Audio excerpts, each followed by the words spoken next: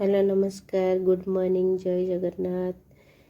आज fresh blog को आपण मानक स्वागत। आज मुझे चिकेन रेसिपी शेयर करी। आग फास्ट चिकेन को भलसे हल्दी लुण गोल रेस्ट पर छाड़ीदेली। ये कड़े बसाई ऑयल नेली, ड्राई मसला पकईले, ड्राई मसला पकई पियाज पकई ताकू भलसे भाजी नेली।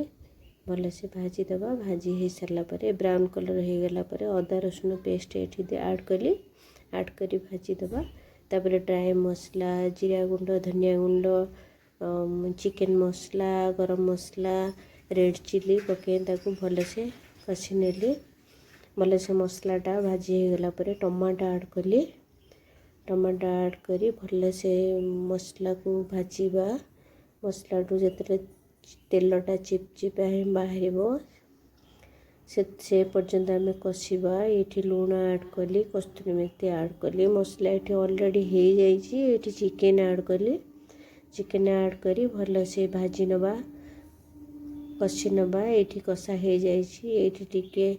मलाई ऐड कली, फ्लेवर में मलाई ऐड करी। चिकेन को ये भल से कषि हो जाइए। रेडी हो जाइए चिकेन कषा। एबे वाटर ऐड कली। वाटर ऐड करिबा। तापरे ताकू गोलाई नबा। आवश्यकता अनुसार वाटर ऐड करी तापरे ताकू कवरिंग करी देली।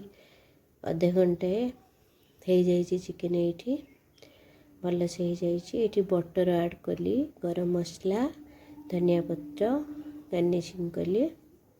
देखो केते सुंदर लगुच, कलरफुल लगुच। चिकेनटा भी बहुत टेस्टी लगे कारण जेहेतु मलाई बटर सब फ्लेवर ये ऐड देछि। आपण मैंने बनातु, अन्य को बन दिंतु, बहुत बढ़िया लगे। एबे मु सर्व करुँची भात सहित और रुटी सहित भी आपण मैंने खाईपर। ग्रेवी भी है बहुत बढ़िया है।